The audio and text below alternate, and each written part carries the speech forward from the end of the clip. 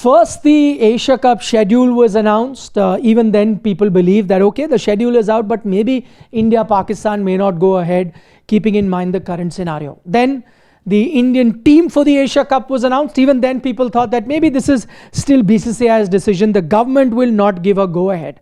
But now, guess what? Anyone who was thinking that India-Pakistan game in the Asia Cup will be called off owing to a public backlash because people don't want to have a India-Pakistan game, and that's what the buzz has all been there, whether it's on social media, whether it's on mainstream media, whether it's the parliament where questions were raised.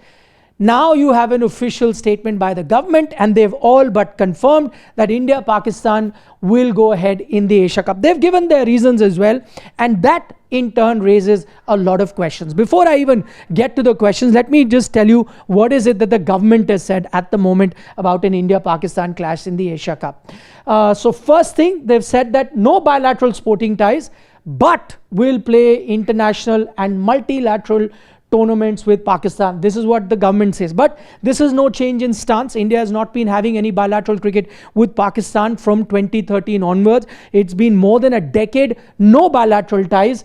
And that, of course, that status quo remains. But now you have admitted that you will play them at international and multilateral tournaments, and Asia Cup, of course, comes into that. Then the government notification says Pakistani players and teams will be able to participate in such multilateral events hosted by India. So it's not just that India will play Pakistan in these tournaments. The government has said and made it very clear that even if Pakistani players want to come to India, and when India is hosting multilateral tournaments, like they were going to have the Asia Cup hockey as well, Pakistan team is allowed, they'll be given visas, they'll be allowed to play in those tournaments. They've made that also very clear. Let me remind you, this is not just pertaining to cricket, for all sports. This advisory remains for all sport, and it has now come in the aftermath of what happened in Pahalgam and what happened after that in Operation Sindoor.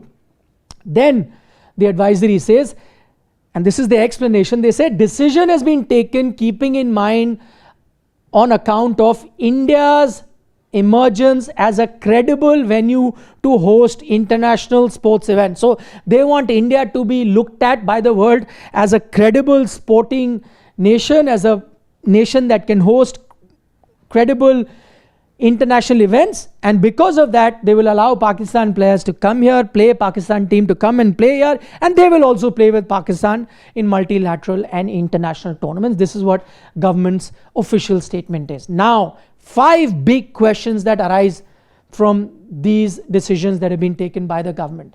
Question number 1 is hosting international event bigger than national interest? So the government is saying, because listen, we want to be seen by the world as a credible venue for hosting international tournaments, so we will allow Pakistan players to come here and participate, and we will also go and participate because we want to, and you know, there's a clear sort of an indication about the Olympics that India is now vying to host. It is about the Commonwealth Games that India wants to do. But the question is any of this over national interest? You know, you have said that national interest comes first. There are people on the border that have been fighting. There were people that were martyred in Pahalgam.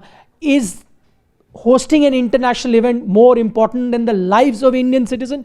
I think that's the first question that the government should ask themselves. The next is, ICC tournaments can lead to isolation. So even if you say that fine, you have to send your team, then maybe ICC, if it was an ICC tournament, you say fine, you know, if we don't send a team to ICC tournament, then nobody would want to play cricket with us, or maybe other sports as well, so we'll be completely isolated. But why Asia Cup? Asia Cup is a tournament that in the past has also been delayed, venues have been changed, it gets postponed very often, and even if India does not play the Asia Cup, there is no threat of isolation. Those Asian countries will still continue to play bilateral cricket with India. So what was the need to allow India to participate in the Asia Cup? That comes again, as I repeat, in the aftermath of what happened in Pahalgam and Operation Sindoor. That's question number 2. Question number 3, even if ICC tournaments threaten isolation, is it above national interest? I go back to question 1. Fine, ICC tournaments, I said that maybe that they can be isolation, so you know, BCCI or the Indian government may want them to go and play.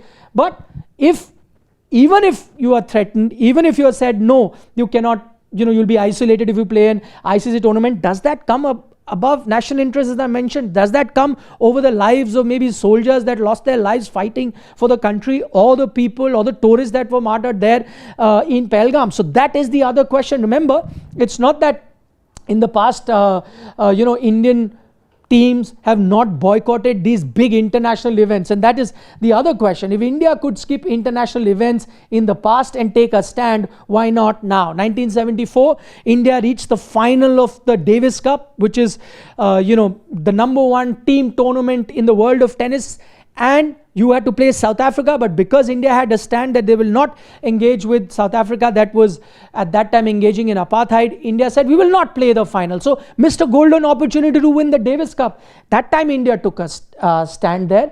We've seen it in the past as well. 1986, the Asia Cup, the Indian team did not travel to Sri Lanka because there was a threat. There was a threat perception. They said, fine, we will not play the Asia Cup. Then again, going back to cricket, South Africa was continuously inviting teams like England, Australia, even West Indies would go on international tours and play with South Africa. The Indian team refused. They said, no, we have no diplomatic relations with South Africa. We will not play cricket with them. They tried to isolate that, and eventually South Africa had to end apartheid. And then in 1991, after that, India started playing with South Africa. So India has a history of putting national interest first and boycotting international tournaments for the sake of national interest. What was the need then now for the government to give a go-ahead for the Asia Cup? And that brings me to the fifth and final big question, which is, when no social or business connections, why sporting ties with Pakistan? So social connections, as you know, social media handles of Pakistan YouTubers or people on X and various other platforms were banned.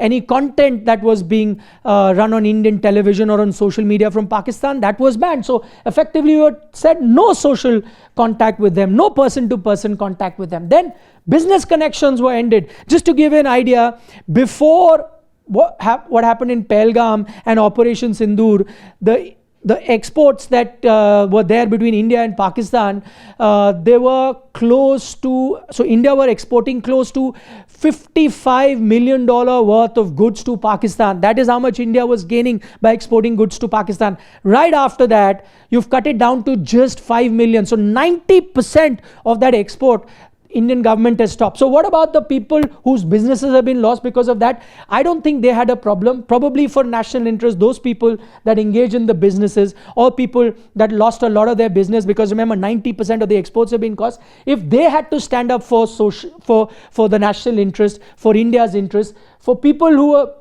consuming social media or other sort of content from Pakistan, like Diljit Dosanjh, who even casted a Pakistani actress, they all had to fall into line. Even for senior players, retired players who were going to play a WPL game, the Legends League game, even they pulled out of the Pakistan game. So for all of them, remember that was also a multilateral tournament. So for all of them, they sacrifice and they are expected to sacrifice.